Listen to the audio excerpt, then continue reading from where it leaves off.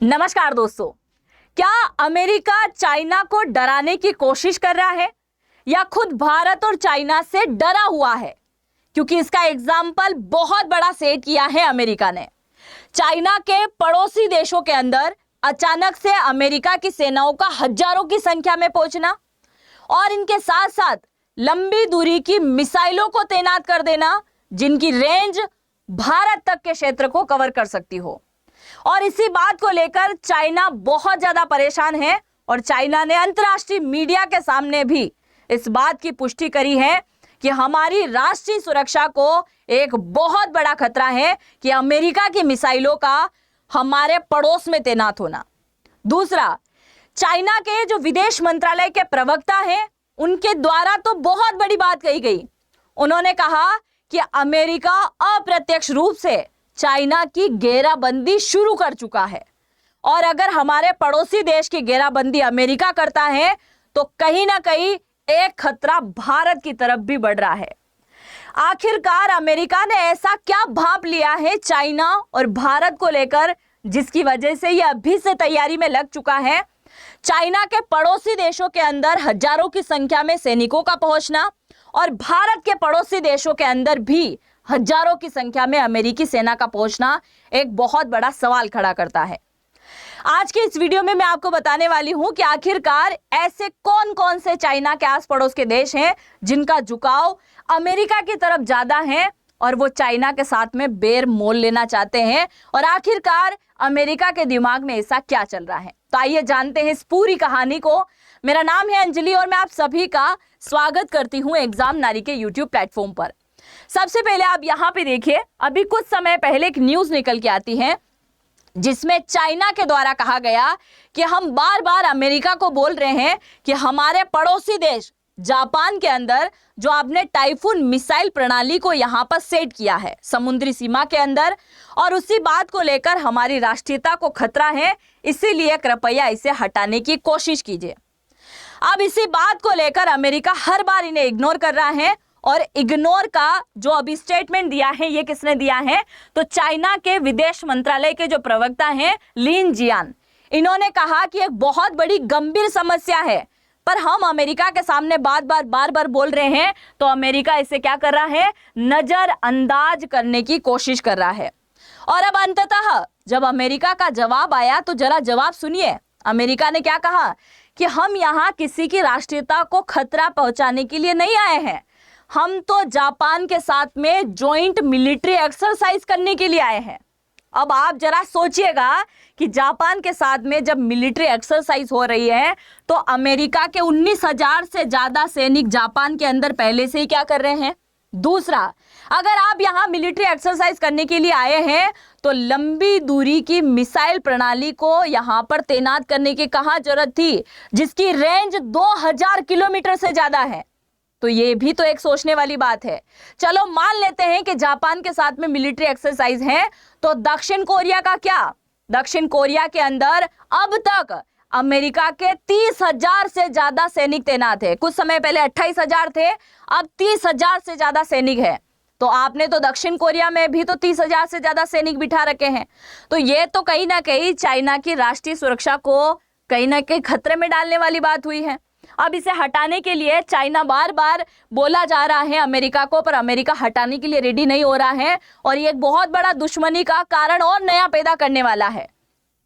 अब दूसरा बड़ा सवाल ये आता है कि आखिरकार चाइना के आस पड़ोस के दुश्मन देशों में ऐसी क्या दुश्मनी है कि उनका झुकाव अमेरिका की तरफ है, चाइना की तरफ नहीं है।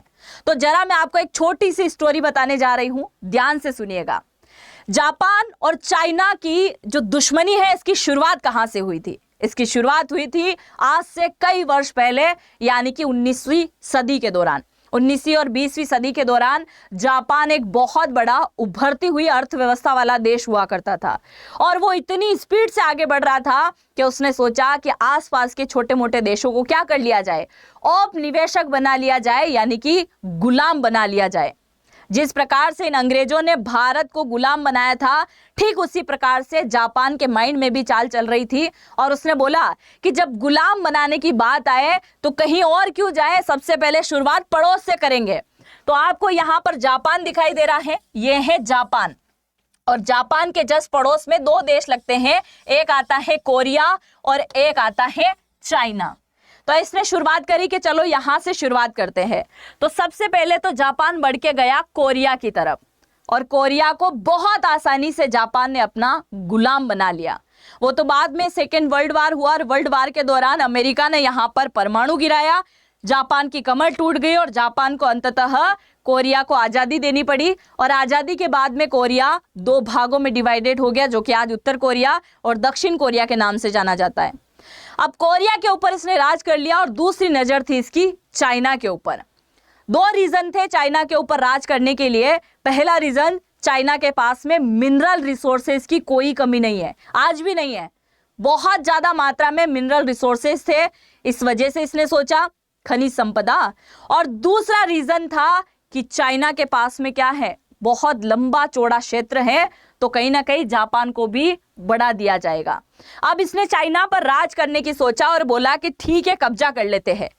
कब्जा करने की शुरुआत करी, पर पूरे चाइना पर कब्जा नहीं कर पाया। कहां कहां कब्जा किया, ये रहा जापान, और इसने कब्जे की शुरुआत करी इस वाले क्षेत्र से लेकर लास्ट ताइवान वाले क्षेत्र तक। कहां किया, लास्ट ताइवान तक इसने कब्जा कर लिया। छोटे मोटे शहर तो आ गए थे अंडर में, ताइवान पर कब्जा कर लिया और यही बात चाइना के लोगों में गुस्सा भर दिया। अब आप देखिए, अगर भारत में भी कोई व्यक्ति आएगा दूसरे देश का और राज करने के बारे में सोचेगा तो हमें भी गुस्सा आएगा, हम भी क्या करेंगे, उनको मारने की कोशिश करेंगे, अटैक करेंगे। और हमारे स्वतंत्रता सेनानियों ने यही तो किया था, अंग्रेजों को मारने की कोशिश तो करी थी और मारा भी था। तो यही वाला दौर जापान और चाइना के बीच में शुरू हो गया। जिस एरिया में कब्जा नहीं हुआ था वहां पे क्रांतिकारी संगठन बने और अंततः जापान और चाइना के बीच में युद्ध की शुरुआत हुई। युद्ध हुआ था 1894 से लेकर 95 के बीच में, और इसी युद्ध के दौरान चाइना हार गया। और जैसे ही चाइना हारा तो जापान ने कई सारे क्षेत्र को अपने कब्जे में कर लिया, और चाइना को यह हार आज भी हजम नहीं होती है, क्योंकि चाइना आज भी अगर सबसे बड़ा दुश्मन किसी को समझ के मानता है तो अमेरिका के साथ साथ जापान है। क्योंकि आज भी चाइना के लोग जापान के लोगों से बहुत ज्यादा नफरत करते हैं, उन्हें पसंद ही नहीं है। जब भी आप जापान का नाम लोगे चाइना के अंदर, आपको भी बुरी नजरों से देखा जाएगा। तो यहाँ पर हार हो गई और चाइना को वो हार आज भी याद है, और चाइना के लोग उस बात को अभी तक नहीं भूल पाए। ये हार तो हो ही गई थी, पर एक और बड़ी चोट करने के लिए जापान रेडी हो गया था। और ये चोट कौन सी है, इसे जानने से पहले आप मुझे इंस्टाग्राम पे फॉलो कर लीजिएगा अगर मन है तो। ये मेरी पर्सनल आईडी है, अंजलि वॉइस के नाम से आपको मिल जाएगी, स्कैन करके भी आप सीधा मेरी आईडी पे पहुंच सकते हैं। अब आपको यहाँ पर एक एरिया दिखाई दे रहा है जो कि रेड कलर में है, और इस रेड कलर के एरिया का नाम है मंचूरिया। मंचूरिया वो मंचूरियन वाला नहीं है, मंचूरिया अलग है। तो चाइना का एक बहुत बड़ा शहर हुआ करता था मंचूरिया, जो कि चाइना के उत्तर पूर्वी हिस्से में स्थित है। अब जापान ने सोचा कि क्यों ना मंचूरिया पर राज कर लिया जाए, मंचूरिया छीन लिया जाए। 1931 में जापान ने एक बार फिर से चाइना के ऊपर अटैक किया, और अटैक के चलते इतना बड़ा क्षेत्र, ये जो मंचूरिया वाला क्षेत्र है, ये चाइना से छीन लिया। और आपको जानकर हैरानी होगी कि आज भी ये जापान के पास में है, चाइना के पास में नहीं है। और एक और बड़ी आपको हैरानी यहां होने वाली है, इस मंचूरिया का नाम बदलकर मचुकुआ कर दिया, और आज मचुकुआ के नाम से जापान का एक छोटा सा देश बना हुआ है। आप देखिए, हमसे जम्मू कश्मीर का 35% से भी ज्यादा हिस्सा पाकिस्तान ने कब्जा किया। पाकिस्तान ने उसको क्या कहा, आजाद कश्मीर, गिलगिट बाल्टिस्तान, हम क्या बोलते हैं, पीओके। और उस क्षेत्र को चलाने के लिए उसने क्या किया है, नए प्रकार के राष्ट्रपति बनाए हैं, प्रधानमंत्री बनाए हैं, विधानसभाएं बनाई हैं, सब कुछ बनाया है। इसी प्रकार से जापान ने भी यहाँ पर मचुकुआ क्षेत्र के नाम से इस देश को घोषित कर दिया, और इसके अंदर आज भी जापान की सेना की चलती है, जापान की सरकार की चलती है। मतलब डमी लोगों को बिठा रखा है, बाकी देश किसका है, आज ये जापान का देश है। आप में से बहुत कम लोगों को ये बात पता होगा, और अगर पता है तो मुझे जरूर से कमेंट सेक्शन में लिखिएगा, और अगर पहली बार सुना है तो भी लिखिएगा। आगे बढ़ते हैं। अब इस क्षेत्र पे तो कब्जा कर ही लिया था जापान, यहाँ पे भी रुकने को रेडी नहीं है। जापान ने सोचा कि अभी तो और बहुत कारनामे करने हैं। जापान ने एक बार फिर से चाइना की कमर तोड़ने के बारे में कमर कस ली थी। अब इसने 1937 से लेकर 1945 के बीच में एक बार फिर से चाइना के ऊपर हमला कर दिया, क्योंकि जापान का मनसबा क्या है, पूरे चाइना के ऊपर कब्जा करना। और अभी तक चाइना के ऊपर कब्जा नहीं हो पाया है, कुछ कुछ इलाके को छोड़कर। इस बार जापान ने बड़ी रणनीति बनाई और उसने बड़ा शहर चुना, जैसे कि बीजिंग हो गया है, शंघाई हो गया है, नानजिंग हो गया है। और इन क्षेत्रों पर जैसे ही कब्जा करने के लिए जापान की सेना आगे बढ़ी, चाइना की सेना ने भी अटैक किया। जापान और चाइना के बीच में एक बहुत भयावह युद्ध हुआ, जिसे चाइना के लोग आज भी नहीं भूल पाए हैं। और उसके पीछे का रीजन क्या है? उसके पीछे का रीजन है इन जापानी सैनिकों के द्वारा लाखों की संख्या में, आप सही सुन रहे हैं, हजार नहीं, लाखों की संख्या में चाइनीज सैनिकों को मार दिया गया। आज भी बहुत बड़ा स्मारक चाइना के अंदर बना हुआ है, नानजिंग नरसंहार के नाम से यह प्रकरण है जो कि कहलाता है। और यहाँ पर हजारों नहीं लाखों की संख्या में चाइना के सैनिकों की बलि हो गई इन जापानी सैनिकों की वजह से, और आज भी बहुत नफरत से देखते हैं। और ये एक बहुत बड़ा युद्ध था जो कि बाद में सेकेंड वर्ल्ड वार तक चला, क्योंकि यहाँ 1937 से लेकर 1945 की बात हो रही है। और आप सभी जानते हैं कि 1939 से लेकर 45 के बीच में सेकेंड वर्ल्ड वार चला। और ये वाला जो कब्जा का क्षेत्र चल रहा था, ये सेकेंड वर्ल्ड वार के क्षेत्र का ही शामिल है, यानी कि उसके अंदर का ही एक क्लिप है, आप ये सुन सकते हैं।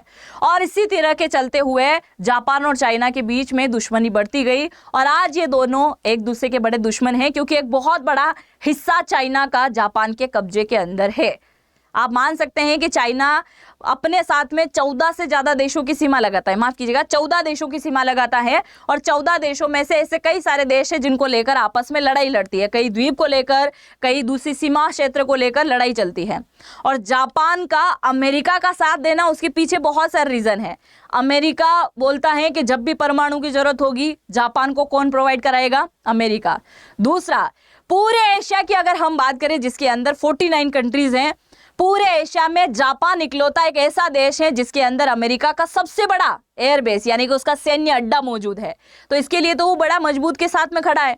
और ये बात तो जापान भूल गया है कि उस समय सेकेंड वर्ल्ड वार के दौरान यही अमेरिका था जिसने जापान को बर्बाद कर दिया था, इसके ऊपर परमाणु बम गिरा दिए थे। तो ये बातें कौन याद रखेगा? खैर, आज जो साथ दिया जा रहा है वो बात अलग है।